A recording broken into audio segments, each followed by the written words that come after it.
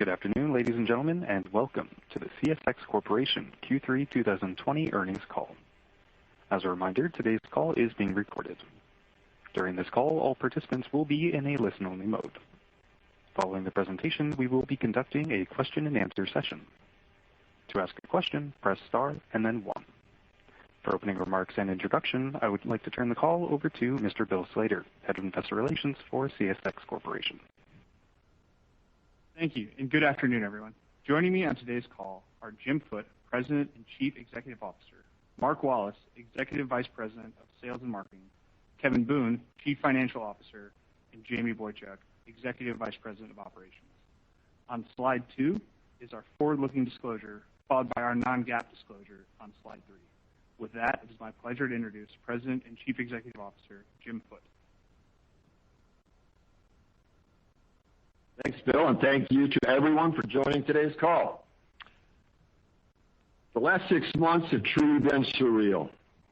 On last quarter's call, we discussed the largest and most rapid sequential volume declines in CSX's history. Now, just 3 months later, record sequential increases. Think about that. Volume declines and increases twice as steep as the largest swings we experienced in the Great Recession in a span of just a few months.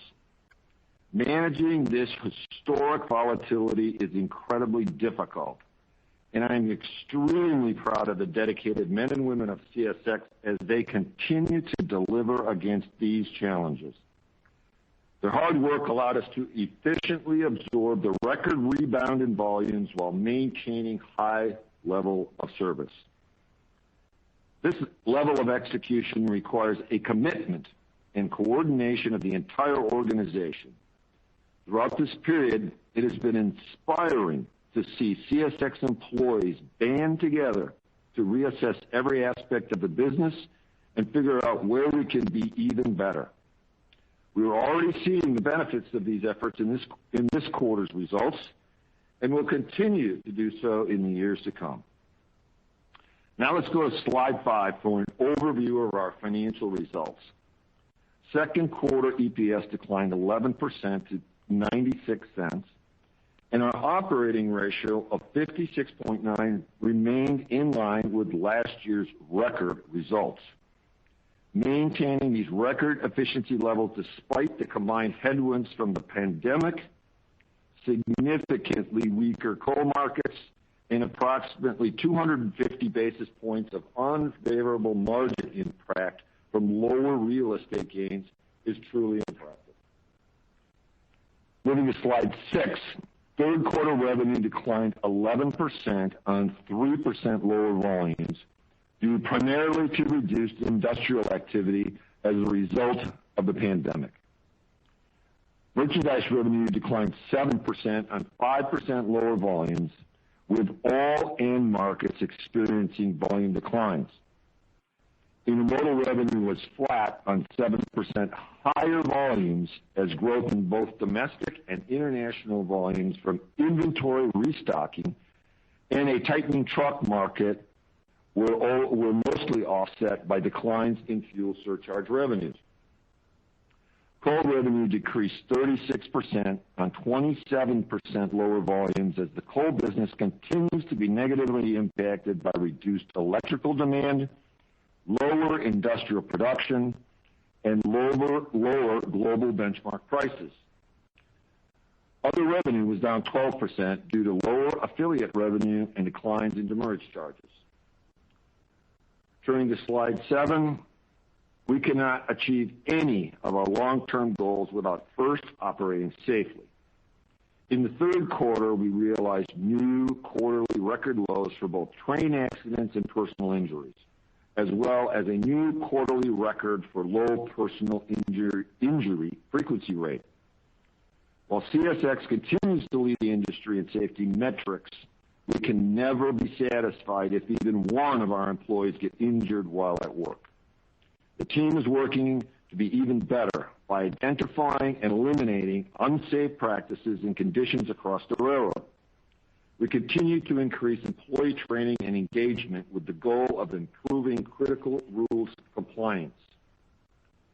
Turning to slide 8, Our safety focus is part of CSX's broader commitment to ESG and driving positive social impact. Rail is the most sustainable mode of land transportation, and we are working hard every day to further these inherent benefits and ensure CSX is the most sustainable railroad. We've made great strides in reducing our emissions and fuel consumption, including setting another fuel efficiency record this quarter by consuming only 0.93 gallons of fuel per 1,000 gross ton miles. And we have also set ambitious new long-term emissions targets to continue this positive momentum. Earlier this year, we were the first U.S. Class I railroad to have an emissions reduction target approved by the Science Based Targets Initiative, setting the goal of reducing emissions intensity 37% by 2030. In addition to improving our emissions profile, we are focused on helping our customers meet their own emissions reduction targets. Not only does every shipment on CSX consume 20% less fuel than it did a few years ago, but our best-in-class service product uniquely positions CSX to help customers further reduce emissions by converting freight off the highway and onto CSX without sacrificing the reliability of their supply chain. We are honored by the recognition received today, including recently being named one of the top 20 most sustainably managed companies in the world by the Wall Street Journal, but continuously push ourselves to be even better for our employees, our customers, and the communities we serve. On slide 9, let's review our operating performance. Despite the challenges presented by record volume increases, the railroad continues to run at a high level. Plan changes enacted in the second quarter drove strong productivity gains across the system. We further balanced the network and set a new quarterly record of 93 distributed power trains per day, averaging over 100 distributed power trains per day for the last 2 months of the quarter.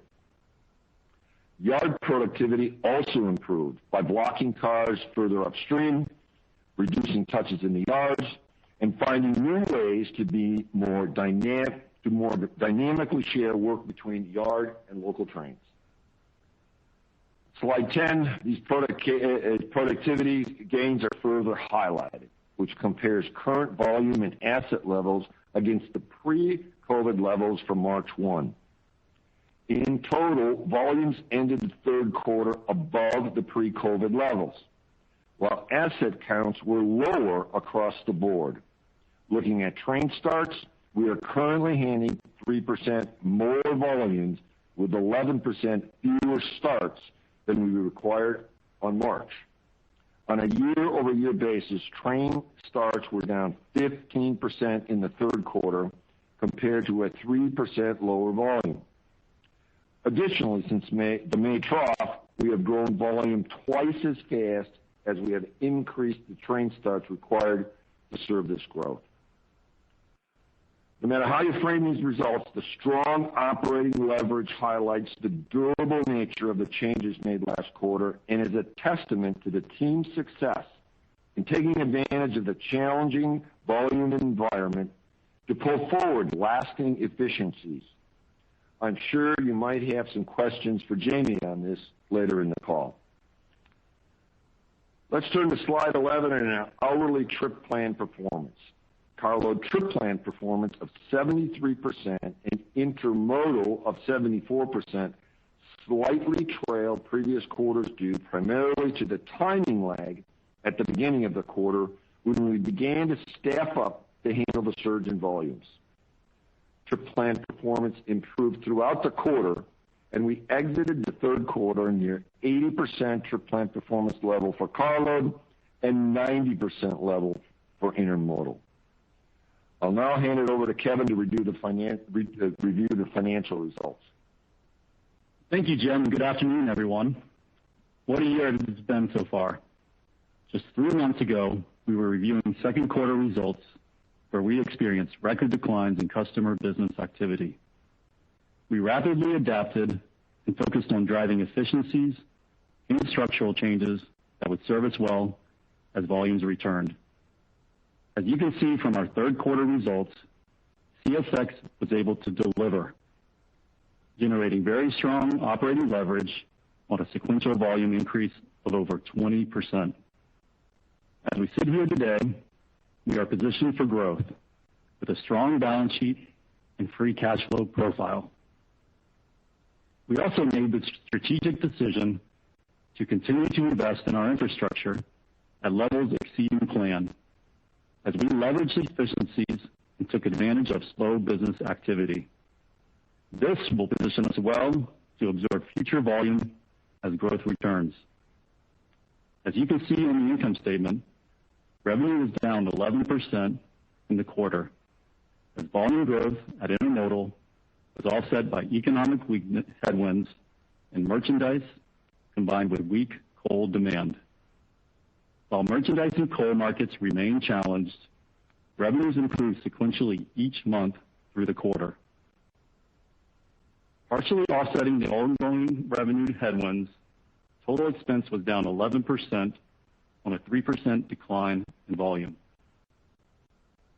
Walking down the expense line items, labor and fringe was 10% lower, reflecting significant efficiency improvements and lower volume-related costs. As Jim highlighted, we took the opportunity during this pandemic to make structural changes to the train plan. As a result, crew starts were down 15% year over year, compared to a 3% decline in volume. These improvements were made across the line of road, yard, and local train plans. Fewer crew starts results in fewer active trains. The active locomotive count was down 14% year over year in the quarter. The smaller fleet, combined with fewer cars online and freight car repair efficiencies, helped drive a 19% reduction in the mechanical workforce. You'll recall the overtime was a key cost lever for us in the second quarter. As volumes recover, we can flex back up using overtime where it makes sense without adding headcount. Even with a small increase in overtime expense versus second quarter, we still reduced overtime year over year across all operating departments by a total of 15%. We were also able to maintain the significant reductions made in the second quarter to our engineering contract labor expense and our intermodal terminal workforce, even as volumes increased sequentially. You'll note the average headcount was roughly flat versus the second quarter, as the increase in the T&E count was offset by the impact of our management restructuring, as well as the cycling of the emergency reserve boards from last quarter. MS&O expense decreased 7% in the third quarter, despite cycling some significant prior year impacts that nets at $40 million in headwinds. These include $65 million in real estate gains, as well as non-railroad asset impairment. Adjusting for these impacts, MS&O would be down 15%. With fewer active locomotives and ongoing freight car repair efficiencies, locomotive support costs were down 24%, and car material expense was 36% lower in the quarter. In addition, as volumes grow, we are absorbing it and driving efficiencies at our intermodal terminals, with costs per container down over 25% year over year. We are focused on reducing costs across all areas, including optimization of utility contracts to reflect current consumption levels and increase use of efficient lighting, minimizing the use of external and contracted labor where possible, and leveraging technology to reduce redundancies. These and other initiatives will continue to help control costs as volume returns. Real estate gains were minimal in the third quarter, and we continue to expect minimal sales activity in the fourth quarter. Looking beyond 2020, we continue to manage a pipeline of future properties that we will monetize when conditions are favorable. As I have mentioned before, I am also excited about additional opportunities to leverage our real estate and generate recurring revenue streams. Fuel expense was $104 million favorable, a 47% improvement year over year, driven by a 36% decrease in the per gallon price, lower volume, the cycling of prior year net expense related to non-recurring state fuel tax matters, and record fuel efficiency. Ongoing fuel efficiency gains are enabled by a relentless focus on utilization of distributed power and energy management software, combined with train handling rules compliance. Looking at other expenses, depreciation increased $10 million or 3% in the quarter. Equipment rents expense increased $3 million or 4% due to higher intermodal-related equipment costs and inflation. Turning below the line, interest expense was essentially flat as higher net debt balances were mostly offset by a lower weighted average coupon.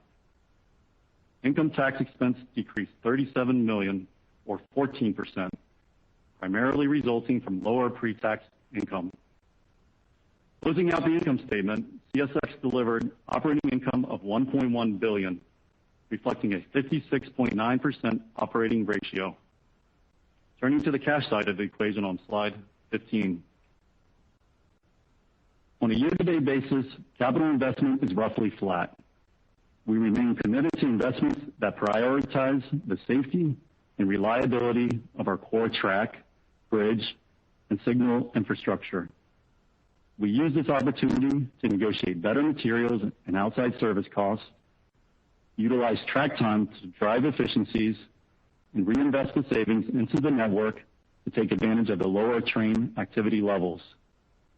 We have spent a lot of time evaluating our non-infrastructure related capital and have made progress prioritizing high return projects while also eliminating projects that are no longer needed long term. Capital allocation remains a focus as we identify and prioritize investments that will drive high returns in the future.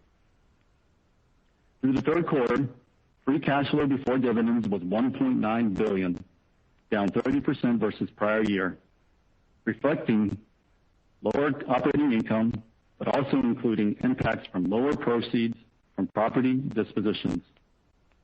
Free cash flow has continued to be a key focus for this team. Even amidst a challenging environment, free cash flow conversion on net income remains nearly 100%. Our cash and short-term investment balance remains strong, ending the quarter at $2.9 billion. As I have referenced previously, I expect this balance to normalize below $1 billion over time. As you saw with our announcement today of another $5 billion share repurchase program, we remain committed to ongoing return of capital with flexibility to remain opportunistic. With that, let me turn it back to Jim for his closing remarks. Great. Thanks a lot, Kevin.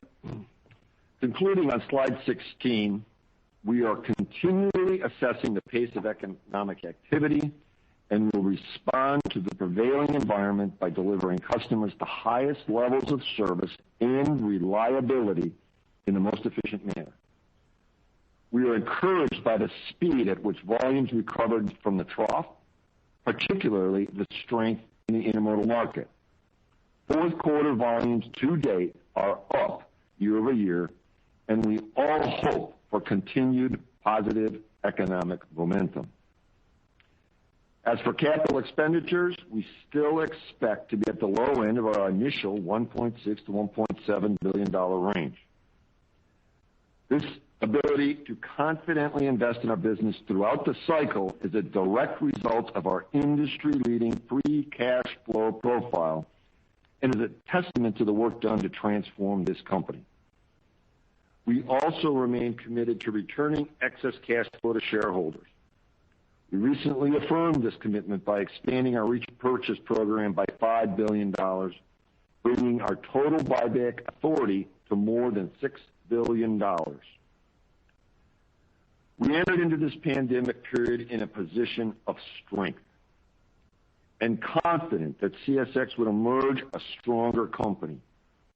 I am proud to say that by staying true to our core values of operating safely, operating efficiently, and helping our customers succeed by providing high levels of service, we are a better company today.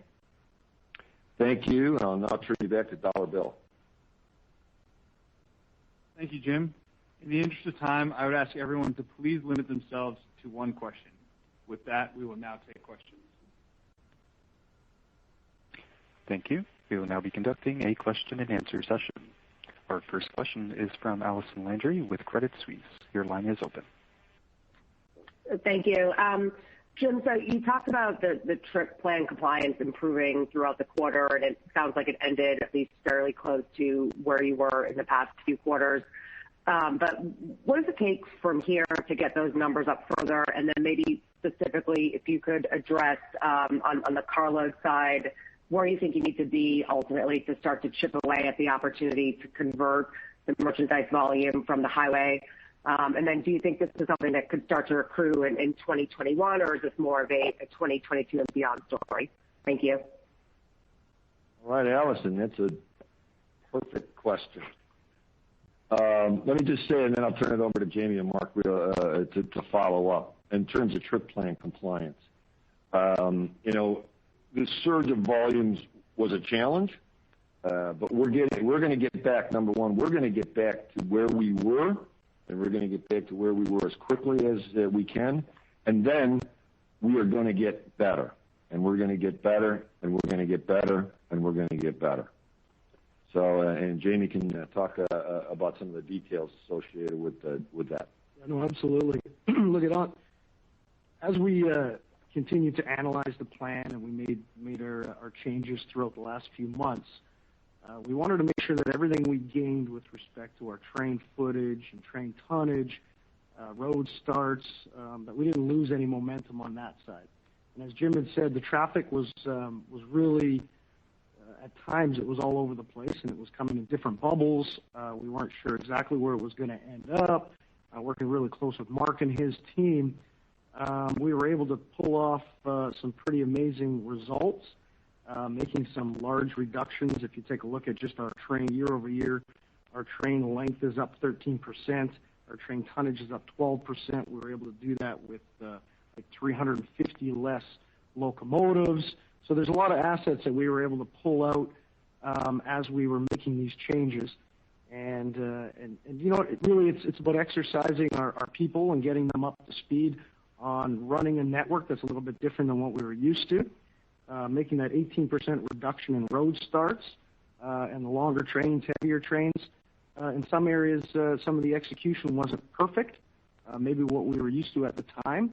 If I take a look at some of the areas where we missed on our trip plans, it was only within a few hours. It wasn't like it was days.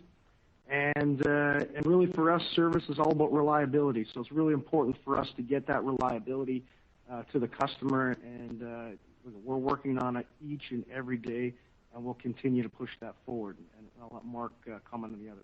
Yeah, no, it's a great question, Allison, and everything Jamie and his team are doing to continue to deliver great service for our customers is really helping us win share in the marketplace with our customers as we sit down and we open up their books and look for opportunities to gain share in lanes where maybe they haven't traditionally used rail. They've been more truck focused, or in some lanes, in order for us to gain more of their wallet share.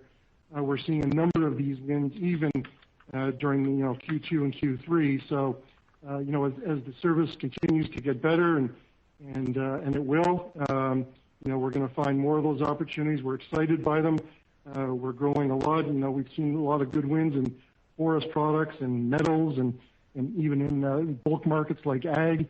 We're seeing some great truck conversion wins. So the team is focused on it. We're identifying them, and thanks to the service product that Jamie and his team are delivering to us, that's making those opportunities easier with those conversations with our customers. Thank you guys for the great color. Our next question is from Brandon Oglenski with Deutsche Bank. Your line is open. Hey, it's actually Brandon with Barclays, unless there's been a big M&A transaction on the bank side. But Jim, I just wanted to ask you, there's a narrative out there with a lot of investor focus at other railroads and what the sector's doing really well. But you guys have already gone through your PSR. And, if you look at your former employer, obviously some pretty big valuations north of the border. So I guess what do you want investors to measure you against the next few years to hopefully, regain some of that relative valuation premium to reflect your cash flow today?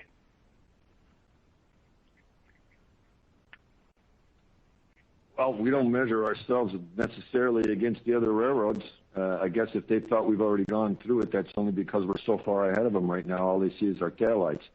So yeah, we're benchmarking against what we think are the excellent operating companies out there, and also looking at how we can continue to expand our services and help Mark out in any way he can possibly do it to continue to grow our profile and grow our revenue base. And that's what this company's been about since the first day I got here.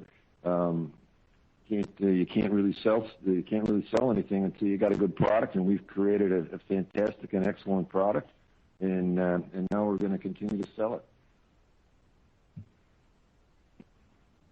Thank you, Jim. Our next question is from Amit Mehrotra with Deutsche Bank. Your line is open. Thanks. First of all, I'm glad Brandon is still at Barclays. I got worried there for a second. Congrats, guys, Jim, Kevin, Jamie, and everybody on the strong operating results. I was hoping you could give us maybe some high-level thoughts as we enter into 21, specifically, about the point at which you guys just have to add back costs more meaningfully, given the recovery in revenue. It's obviously pretty amazing to see close to a 20% sequential increase in revenue, then headcount be flat to down, MSO be down pretty materially sequentially. If you can just talk about, the runway on that type of performance in terms of the revenue versus cost performance, and just how, incremental margins can trend relative to the 80% that you guys achieved in the third quarter. Thank you. Yeah, Amit, it's Kevin here. We're not going to get into 2021 guidance at this point, but when we think about, I'm not asking for 2021 guidance. But I got it. More like the mismatch. Okay, yeah, go ahead. Yeah. When we think about, to your point, incremental margins, clearly what we were able to do here in the third quarter versus second quarter shows the power, the leverage we have in the model. Certainly, if we see volume increase at a good pace next year, we will have to add some headcount. That'll be a good news story. It won't be one for one. Maybe I'll let Jamie talk to that a little bit, but we're preparing for that. We're preparing for growth around here. But we've done a lot of things structurally. When you look at our management workforce, you look at our G&A costs, that will certainly leverage into next year. So a lot of work that we accelerated next year that I would fully anticipate that we take advantage of going forward. The fortunate part is through this pandemic, we invested in our network. We have a lot of capacity. I think that actually differentiates us in the market today from what we've heard out there.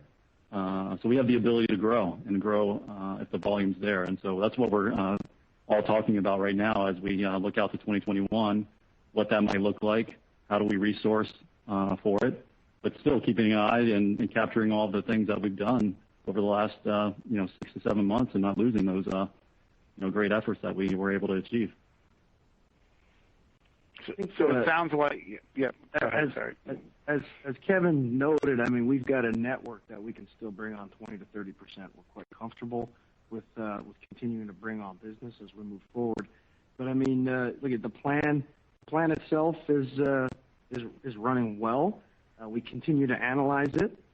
We continue to execute, and we'll analyze and execute and continue to work very close with Mark's team with all new business opportunities that are out there. We've got a number of locomotives in storage that we can pull out.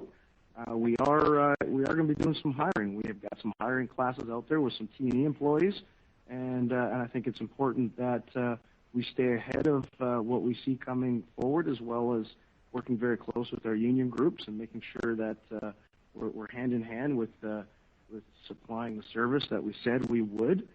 And look at it. I've said it time and time again, and I think we've proved it. We don't bring on assets unless they earn their keep and we sweat them. So that's what we're going to continue to do, is to stick on the same model that we've been working towards. Is the comment on 20 to 30% volume growth a CapEx comment in terms of not needing to add CapEx, or is that also a comment about not needing to add a significant amount of OpEx to yeah, go ahead. That's on it. Look, on the CapEx side, we've got a great plant out there. We've got long sidings, we've got double track, we've got a good main line, we've got good yards. So yeah, absolutely, we can continue to absorb business on our main line as Mark and his team brings it on. Okay, thank you very much. Next question is from Ken Exter with Bank of America Merrill Lynch. Your line is open. Great. Good afternoon, and congrats on the really strong results. Great to see. Maybe, I don't know, Jim or Mark, if you could talk a little bit about pricing, what you're seeing in the marketplace. Obviously, competitors focused on, in region focused on yielding up, yet you still seem to be taking share. Maybe you can talk us through a little bit, because obviously with the down 8% on a revenue per car, it's tough to see on the mix impacts overall. You can talk a bit about what's going on in pricing and business wins. Sure, Ken. Hope you're doing well. So let's peel back the onion here on the different markets. Merchandise RPU down 2. Fuel surcharge was a 3% headwind this quarter. To that, intermodal RPU down 6, fuel surcharge 4%, and coal RPU down 12. Fuel surcharge was 3% headwind. The rest, obviously, the delta there, mix and price. For coal, most of that was due to price, just given some of the export benchmarks that we saw in the softness in the domestic utility markets. You know, obviously, mix continued to play an overall driver of RPU this quarter, like it always does. There was negative mix overall. We saw that in metals and equipment and chemicals. There was positive mix in some, like coal, export coal. We had favorability due to the thermal exports declining faster than the met exports. And minerals also saw some larger declines in shorter haul northern aggregate business. That was just basically given some of the budget cuts and some of the project cuts because of COVID-19. So mix is always a bit of an issue for us, as you know. We're probably, Ken, going to see the continued 7 to 8% gap between volume and revenue going forward into the Q4. I would expect that to sequentially improve into Q1 and beyond. Pricing, our pricing philosophy has not changed, and price continues to be a main focus for the team as we deliver on sustainable and profitable growth. We're partnering with our customers to create solutions to help them grow and price to the value of the service product that Jamie and his team are delivering. And I've said it before, and I'll say it again, we're not sacrificing price for volume. Wonderful. Appreciate the thoughts. Thanks, Mark. Our next question is from Tom Wadewitz with UBS. Your line is open. Yeah, great. Thanks. Good afternoon. Mark, I've got, I guess, questions for you, or a question, if you will. How are you thinking about, I guess you've said kind of two different dynamics where the consumer and retail side has been super strong and truck and intermodal tight, and industrial has been, kind of slower rebounding. What's your thought on industrial? Are you optimistic that you're seeing signs of that picking up? And what is the customer seeing in the industrial side? Are they seeing a lot of tightness in truck that really encourages conversion to rail, or are they not seeing such a tight market, given that the industrial side maybe hasn't improved like the retail and consumer side? Thank you. Yeah, so it's a great question, And so, we are seeing obviously the tight truck market out there. Things are on the intermodal side. Clearly, there's capacity has been constrained as replenishments have been going on. There's been some driver shortages in several markets like SoCal, Southern California, Chicago, et cetera. We have seen some good pickup in some truck conversions with our intermodal business, as Jim highlighted. And, our intermodal trip plan performance has been quite good. Our service has been quite good. So we're happy with that, and I think that'll continue. Obviously, the consumer is still very, very strong. We expect a robust peak season. Around Thanksgiving time is usually when we see that e-commerce peak. To Christmas time, we expect that to be very strong. Actually, it has been strong through the pandemic, just as people have been staying at home and ordering stuff online.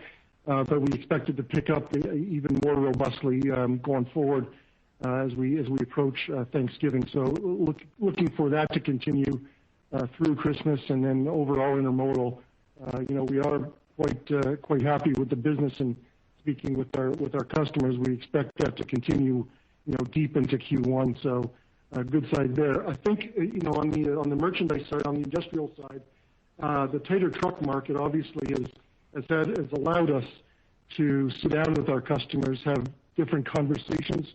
They're looking in these tight times now when their business levels are down to save some cost. Obviously, transportation cost for them is a significant headwind, and so as we all know, the 12 to 15% discount that rail offers, given with our good service product, has allowed us to go and sit down with our customers, and they can't get trucks. The truck market is tight. The spot rates are up, and so we are seeing conversions there, and we hope that continues, and hopefully that traffic that comes to us remains sticky even post as things do improve and the truck market eases up a little bit. If we're able to show the power of rail and keep performing like we know we can, hopefully a lot of that traffic will stick on CSX going forward.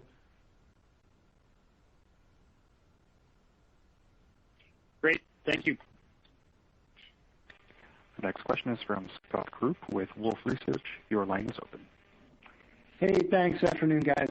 So, Kevin, on the MS&O costs, I know they're lumpy, but anything unusual or one-time-ish in this quarter? Any thoughts on how to think about MS&O in the fourth quarter, up or down? And then I was just wondering, with the buyback, any thoughts on timing? Are you guys considering an ASR, and does this change your leverage targets in any way? Thank you. Yeah, well, let's start with the MS&O. I wouldn't call anything extraordinarily unusual in the third quarter. Usually what's unusual, or what the analysts like yourself like to call out, is the real estate, which was almost de minimis in the quarter, so nothing there. And obviously we had a year-over-year headwind when you look at real estate gains. We had some significant gains last year and didn't have that this year. When we look to fourth quarter, we always have seasonality. This is around a number of areas in our business. When I look at engineering, the extra costs related to the winter, vacations start to, the capital teams, once they go off vacation, onto vacations, start to hit OE expense. We had G&A seasonality in the fourth quarter. So I would expect some year-over-year improvement in MS&O into the fourth quarter when you exclude the real estate from last year there. So we'll see an uptick in MS&O sequentially, but still a year-over-year improvement, excluding the real estate gains from last year. What was the follow-up question? Just about the buyback and timing and leverage targets, all that. Yeah, I think we're going to evaluate the buyback program. Jim and I talk closely. I think as we get more visibility, stability in the markets here, as we get more clarity around the pandemic and the implications there, clearly $2.9 billion of cash is not what we need to operate our business. So I'd expect that to trend down into next year. So I would, you could expect us to be back in the market. Thank you. Our next question is from Brian Ossenbeck with J.P. Morgan. Your line is open. Hey, good afternoon. Thanks for taking the question. So Kevin, one more for you. How are you viewing the opportunities in the land portfolio with gains pretty much minimal here for the rest of the year? And you can elaborate on some of those recurring revenue streams that you're evaluating. As you look at this book of business, are there more ways to grow in the future and convert traffic off the highway with maybe leveraging some of that land for the industrial development projects? Absolutely. We're in great conversations. I actually just had the opportunity to hire a new head of our real estate group. I'm very, very excited about what she's going to drive here at the company. She's hit the ground running here the last few weeks. But she's working really closely with Mark's team on the industrial development side and identifying areas where we might be able to locate, whether it's warehousing, other opportunities, whether it's us investing in those assets or partnering with others that know how to do it. So it's a great opportunity for us.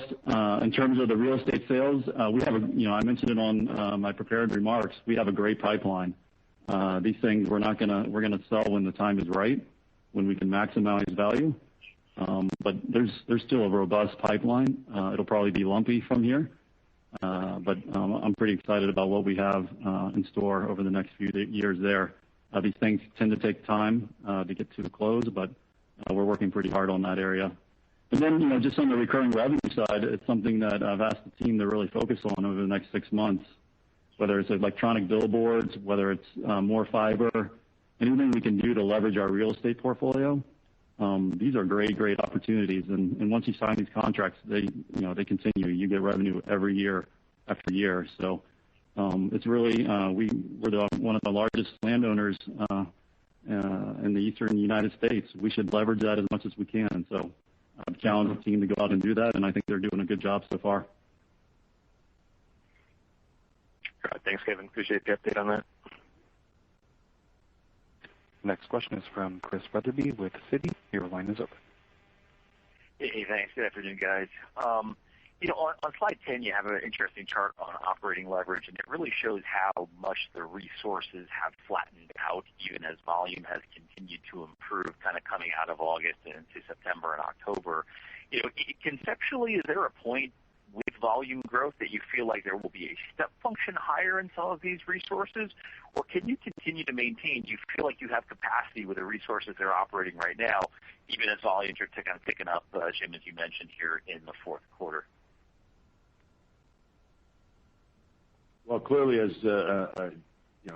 it's a two-part question, which I think Jamie answered a second ago.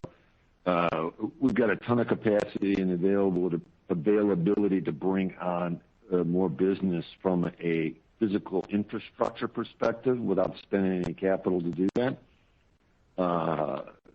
But you're not gonna grow the business forever without having to add additional employees, mainly because we have tons of locomotives in storage and all of that. So the question is, with your operating performance, when do you get to the point where your train length gets to the point where it's long enough or heavy enough where you need to split that train? And when you split that train, you need to have the additional employees to utilize in order to be able to operate it. And so we're moving into a new level now. But what you've seen over the last few years and what was highlighted in great detail in the last few months is today we can do things from a staffing perspective that railroads in the past couldn't do. If you would have had to, listen, I've been doing this a long time. If you'd had this kind of traffic surge across the rail network in North America 4 or 5 years ago, we would be now talking about gridlock across all the major cities in the country, and we wouldn't be doing anything. And now, with the common mindset of how you run a railroad, we're able to respond, we're able to pivot, we are nimble, we can add capacity, we can shrink capacity, we can right-size our business, and we can do that much more effectively and much more logically and thoughtfully. And God, I hope we get to the day sooner than better, but we got to start hiring more and more people because the business is growing and growing and growing, and Mark's just knocking them out of the park every single day. But in the meantime, we're not going to add back assets, as Jamie said, when we don't need them. But the minute we do, we talk about that around here 5 times a day. The minute we do, we'll put them on so we can move the freight. Okay, got it. Thank you. The next question is from Bascome Majors with Susquehanna. Your line is open. Yes, thanks for taking my question. Kevin, I want to go back to an earlier question. Can you refresh us on your comfort level with leverage given some of the uncertainty on either tax policy, economy, et cetera? With that buyback, what are the guardrails at the upper ends that you're watching for to perhaps tap the brakes once you start buying stock again?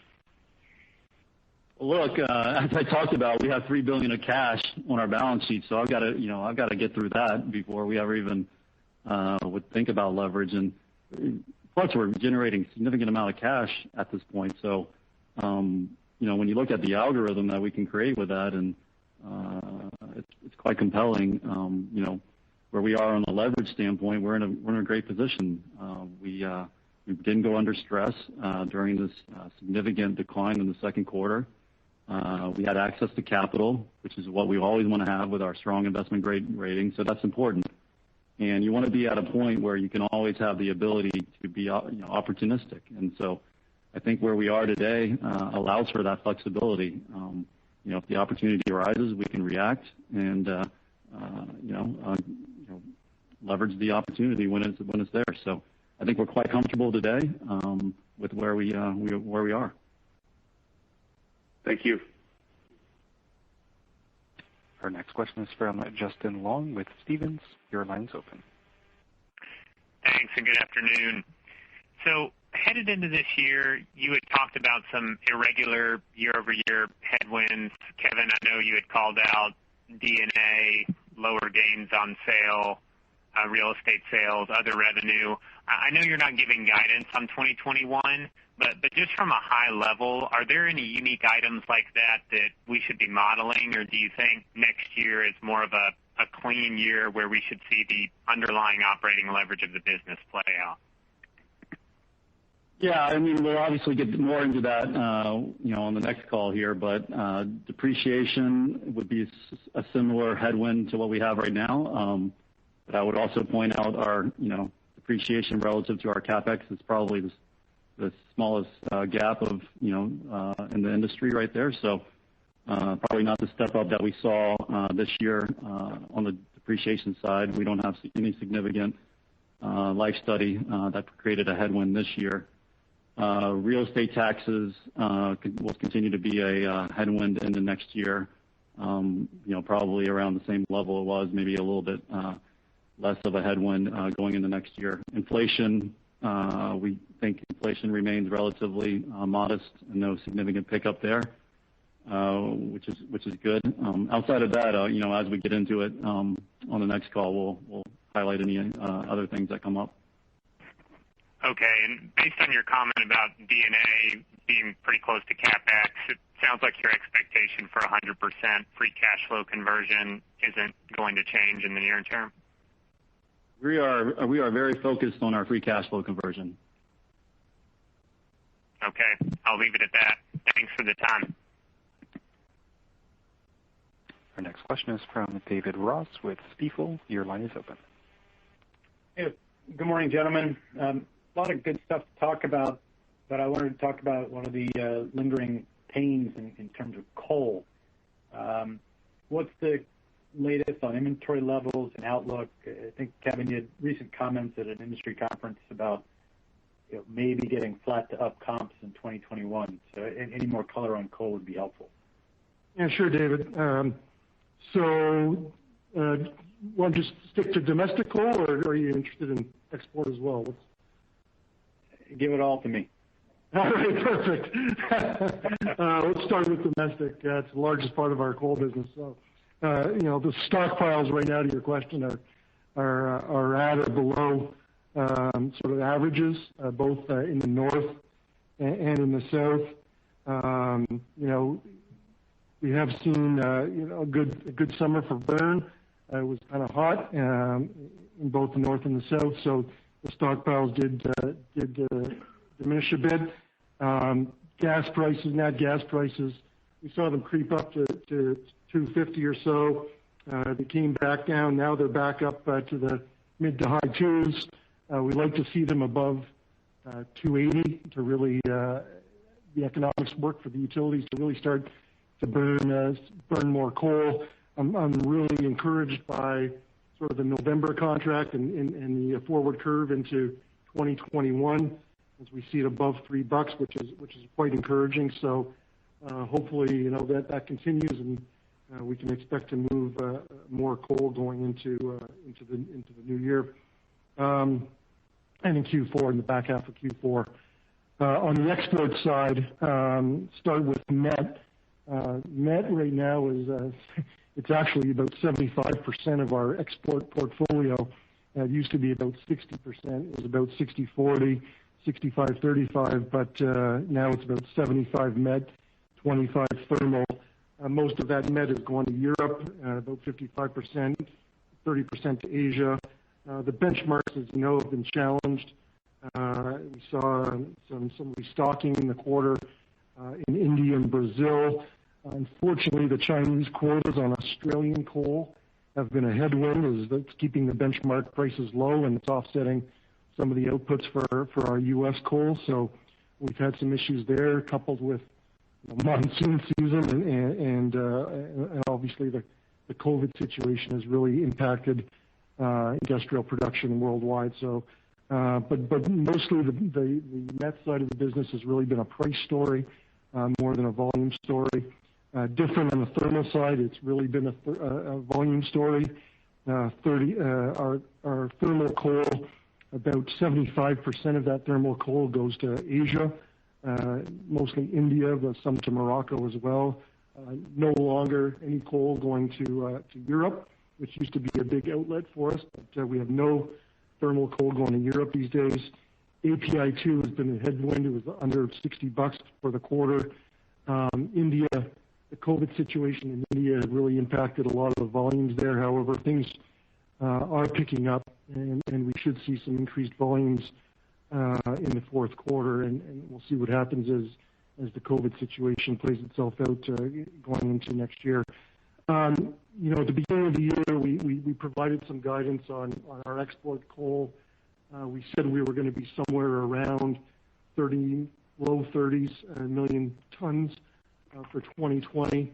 My best guess right now is we'll be right at 30 million tons for the year.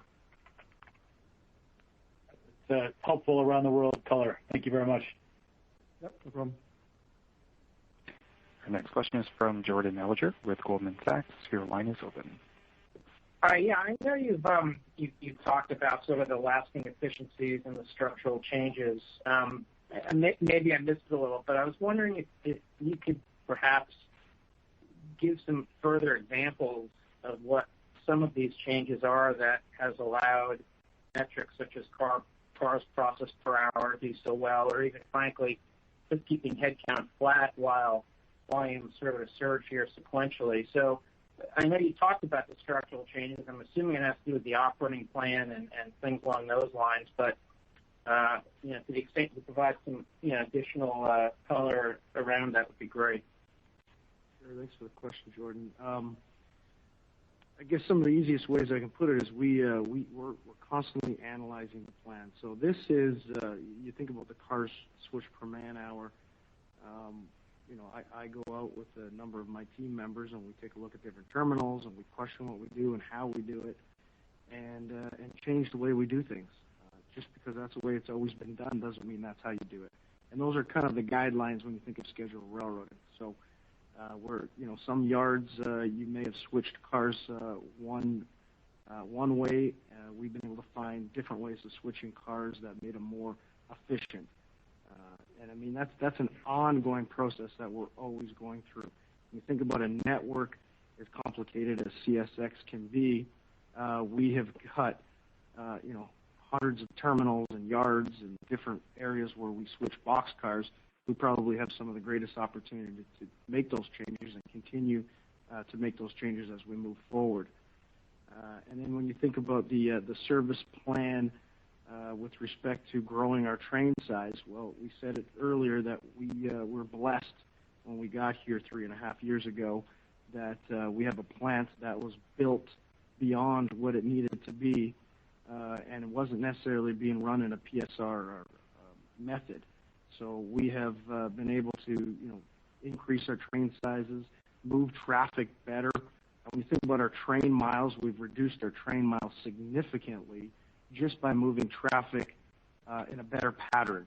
So as we continue to find those opportunities, and they're still out there, we still find them each and every day. The team is evolving every day with respect to how our plan works and how scheduled railroading continues to develop those different efficiencies. You're gonna, there's more and more opportunities as we continue forward to find those opportunities to move things better, quicker, and more reliable for our customer. Thank you for the call.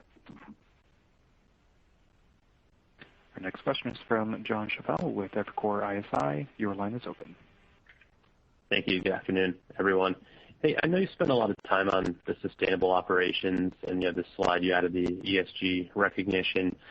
Mark, as you're talking to customers and we think about this, is this just a nice to have for us right now? Maybe some investors open up a new investor base, or is this really starting to move the needle in your conversations with customers as it relates to their total freight wallet, or are those conversations still just service price? Excellent question. No, I think ESG has really gone from a talking point to having a real world impact now, especially with our customers. And so,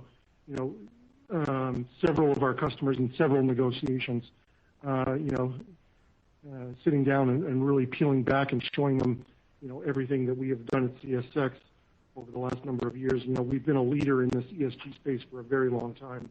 And, as Jim said in his opening remarks, we're very proud of our leadership position there and being recognized by the Wall Street Journal and other Dow Jones Sustainability Index and others. And we're opening up, having those discussions with customers and showing them that, clearly, our safety performance is a big discussion there as well. And, I can tell you, one of the major contracts that came up for bid this year, one of the big factors that really won us the business was around ESG and safety.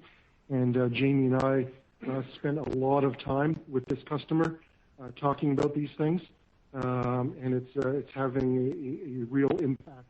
I will tell you also, as customers look, and especially some of the big shippers out there, retail shippers, as they look to their efficiency targets and their targets to emission targets, taking trucks off the highway, given all the efficiencies that Jim talked about, are real. And if they can move more traffic on CSX and take trucks off the highway, that clearly leads to them achieving a lot of their efficiency metrics. And so real world impact, real world negotiations, and it's paying off specifically in many deals that we've looked at this year. That's great to hear. Thanks for the insights, Mark. Absolutely. Next question is from David Vernon with Bernstein. Your line is open. Hey, guys. Thanks for taking the time. Mark, I wanted to talk a little bit about intermodal and what you see in the pipeline over the next 3 years that's going to put you guys in less of a position to maybe take what the truck market gives you and more of a position to maybe improve the product, either at an infrastructure level, a channel level. Like, as you think about what you guys are investing in the intermodal side, what is it that's in the pipeline that you're excited about that's going to get you maybe a little bit better than market growth in that market? Yep. So let me talk about the market, and then I'll ask Jamie to talk about some of the efficiencies that they're working on in the terminals, because his group has the intermodal terminals, and so listen, we love the intermodal business. We think there's a lot of growth, and as I've said, before, I think this intermodal space is one where we can, continue to, grow faster than the economy repeatedly every year. And so, we're doing a lot of different things, working on a lot of new different products with customers, looking to take more share off the highway, really talk about the benefits of intermodal. We have a lot of customers out there, and we're working with them and the different shippers on the benefits of converting that freight. E-commerce is obviously having a very big impact on our business, and we like that business, and we think it's going to continue to grow here in the future. And so we're thinking differently about things that we need to do going forward and position ourselves to capture a lot of that e-commerce growth in the future. With that, Jamie, do you want to talk about the efficiencies in the terminals? Yeah, our terminals, again, we've got terminals that were, I think, probably overbuilt for the time when they were built, and we're actually getting to utilize them to a maximum. I've got an unbelievable intermodal team led by Marcelo Estrada and Scott Moshin and their team. They've been able to, over a number of years here, put automated cranes and technology with X-Gate, allowing truck drivers to flow freely in and out of our terminals, giving us opportunities to use GPS cranes to operate autonomously in some areas. So we've been able to bring our dwell times down over the past couple of years by from up over 24, 26 hours down to 15 to 14 hours in some circumstances of origin dwell. That's significant. When you turn your traffic over in these terminals, you gain space, you're able to handle more, and the traffic volume that's come our way, we haven't hit a bottleneck. We're definitely inviting more and more to come through the gate and looking forward to it.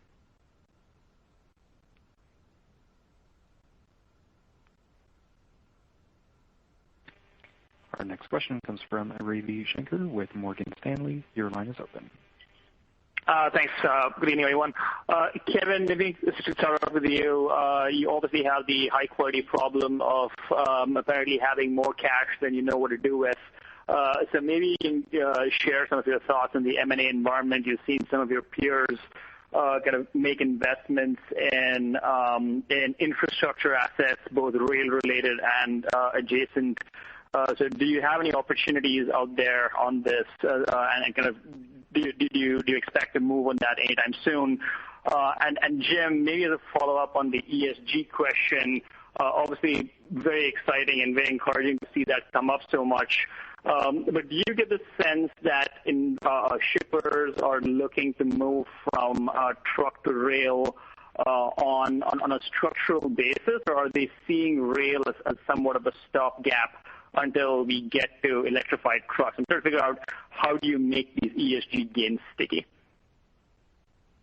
All right, let me answer the second question first. Absolutely, it's significant. It's a significant change when major customers, users of the logistics supply chain globally begin to make public commitments to reducing their carbon footprint. To be able to walk in the door and say, I can help you do that. In fact, I might even be able to make you, get to your targets about like a decade early. Because I'm 75% cleaner than all these trucks you got running around out there, and I'm just as reliable. The good news was, we couldn't do that.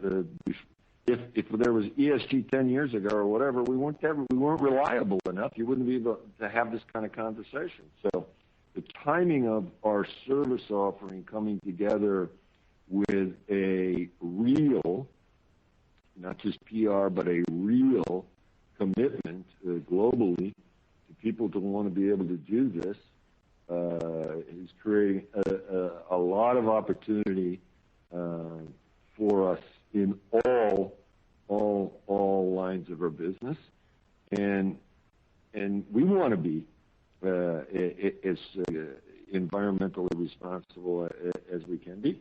And so, to the extent we move coal, people don't like that. But to the extent that we can be a huge player in other lines of business and be a facilitator for improvements from a climate perspective, that's a great news for us. I'll let Kevin follow up a little bit, but on the M&A issue, we've got a tremendous amount of, as I said earlier, I can't remember what the reason for the question was, but from an M&A perspective as it relates to rail, to the extent that we now have a common focus and a common purpose across the rail network as individual entities, it is opening up great opportunities for us to work together to further become more effective and efficient as we interchange traffic with one another, as we do business with one another, as we understand our systems and we transfer information with one another better than we did before, all with the sole purpose of being able to grow the business on a network basis. It creates the capabilities for the individual companies to achieve a lot of the benefits and the synergies that before everybody thought, well, the only way you can do that is go out and spend $200 billion to buy some other railroad. No, we don't look like it. We're much smarter than that, than what we used to be. And so we're eagerly pursuing all of those kinds of opportunities today with the sole purpose because it makes us better competitors individually, as individual railroad companies and as an industry. Yeah, and to add to that, Ravi, I think you're right in terms of our cash position today. We're in a position of strength. Gives us a lot of opportunity, first to invest in our business. It's been exciting as we've gone through our capital program, and we're still going through that for next year and the years ahead. We're finding some really good opportunities on some really high return investments, and so that's going to be the first priority for our cash going forward. But as we sit here today, I would point out we just finished a quarter where if you look at it, intermodal for the first time contributed the most to our revenue profile, and coal was the least in our history. So on a percentage of our revenue, coal was the least it's ever been, and intermodal has been the best, and we did a 56.9. Here we are in a position of strength. It gives us a lot of opportunity to invest in our railroad, and we'll look at anything that will strengthen our franchise over the next few years. So I'm excited about looking at those opportunities and driving value for us. Great, thank you. Our next question is from Walter Spracklin with RBC Capital. Your line is open. Thanks very much. Good afternoon, everyone. So I want to turn, Mark, if I could, to ask you about volume visibility. I know when the pandemic really hit in March, that visibility tightened up quite a bit and was difficult to see directionally which way volumes were going, other than down at the early period. And then, Jimmy, you mentioned obviously the big rebound. Mark, when you look at and speak to your customers now, how would you characterize that visibility? I know you touched a little bit on coal. You touched on intermodal with some of the opportunities there. Can you go through a few of the others and just directionally indicate whether that visibility is improving as you go into 2021, or is it really a coin toss here as to which direction it goes, kind of on a broad segment by segment basis? No, thanks, Walter. Great question. I think clearly the visibility we had when the bottom fell out, sort of in Q2 when the economy shut down. They didn't send notes to us or emails to us and saying we're closing. It was kind of overnight. Things just tanked. As things are coming back, our job has been, and even while the pandemic was going on and the sales and marketing team were working from home, we made it a priority to stay close to our customers, check in on Zoom and Teams and all the fancy video conferencing technology. Everyone had laptops and computers at home and phones, and we made it a priority for them to stay close and really figure out, to the best of what they could tell us, and then we could relay that information to Jamie and team. But it was a challenge for them to even know. Things were so dynamic, things were changing so rapidly. It was very tough to pinpoint. And when the volumes came back, it was a snapback, literally within days and weeks. And so it was very hard. When our auto business was effectively, you'd open up the morning revenue report and it was zeros. And then, a week later, boom, the plants are reopening, and they said, we're going to one shift probably for a month, and then, we'll tell you when we're going to go to two. And then a couple of days later, they say, oops, we're going to 2 or 3 right away. And it was like, oh, boy. So, we had to react, pretty quickly to that, and it was a challenge. 2 weeks ago, we had our 5th customer engagement forum. We did it usually, customers come here to Jacksonville for a day or so, where we talk to them about what's going on in their markets and their business and share ideas. We did this by a Zoom meeting, and we spent a lot of time. Jim was there, and myself and Jamie, and really listening to a lot of their questions and their views on what we think is going to happen, likely to happen.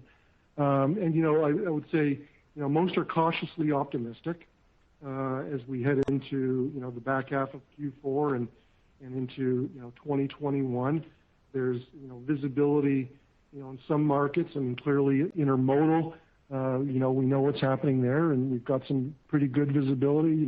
We talk to our channel partners and the ports and our international steamship lines, and clearly they're seeing a lot of strength in those markets, and the best visibility they have now is, we see continued strength and replenishment beyond, Chinese New Year and deep into Q1, as I said earlier. So from that perspective, good. Coal, I talked about a little bit earlier and won't rehash that, but clearly, markets are dynamic there, and we'll see what happens with natural gas domestically, but the world markets clearly have an impact on our export business. And for merchandise, a lot of people are watching what's going on. There still remains many risks, right? The pandemic, what's going to happen with the pandemic. There's other geopolitical factors that we're monitoring extremely closely. The election that's coming up in a couple of weeks, government stimulus, as I said, the effects of the pandemic and on their workers, and everyone's watching that. We're heading into the fall and into the winter, and people are concerned if the cases spike again, will they be able to continue producing? And then the health of the overall economy, and what's that going to look like as we head into the end of the year and into next year. So visibility is murky. It's been a challenging year. Probably something that none of us have ever seen in our careers before. But, our job is to continue to stay close and provide as much clarity as we can to Jamie and the team so that we're prepared to handle the freight when it comes back. Okay, that's great color. I appreciate it, Mark. Our last question is from Jason Seidl with Cowen. Your line is open. Thank you, operator, and guys, appreciate the opportunity to back clean up here. Jim, you mentioned something that intrigued me. You mentioned about railroads now working more together than they have in the past. I was wondering if you can give us some examples of what you guys are doing now, and also, do you see more of that in the future as some of your other partners go more through the life cycle of PSR? Sure. Well, yeah, Jamie might be able to jump in with a little bit. Exactly. Again, you basically have or have had a group of individuals that work together for years and years and years and built this model that more efficiently and effectively and reliably runs a railroad company. And they are now, in one way, shape, or another, having a significant influence on how those companies operate. And we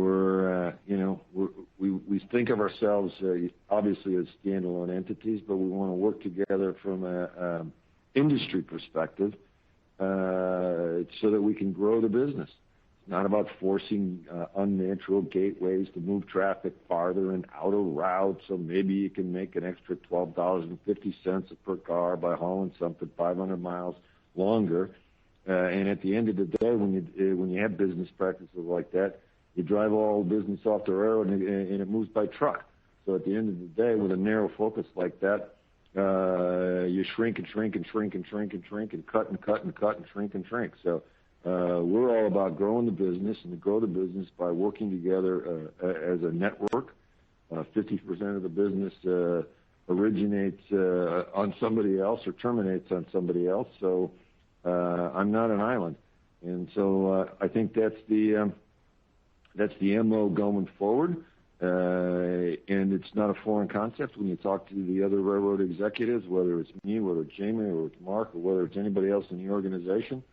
There's a much greater sense of urgency and a much greater focus on customer service than I think there has been in the past, and hopefully that not only continues, but hopefully we begin to get better and better and better at that, so we can become more relevant in the transportation marketplace and grow today the overall share of our transportation spend is very, very small. So we want to get bigger. I think Jim nailed it down. When you have a partner that thinks like you and acts like you, it sure makes it a whole lot easier to do business with them. Always have we had issues over the years with interchange points. Traffic would get locked up there. Customers didn't have visibility between railroad and railroad. So as we continue to have partners around us who are getting better and better at what they do, it makes a big difference for our customers, and it helps to grow the industry. So it's exciting to work with some of the Western roads who are really starting to come around and work with us, and of course the Canadians know the game, so it makes a big difference when we can all flow together. I appreciate the color and time as always, gentlemen. Thank you. And this does conclude today's teleconference. Thank you for your participation on today's call, and you may now disconnect your lines. Thank you, everyone, for participating.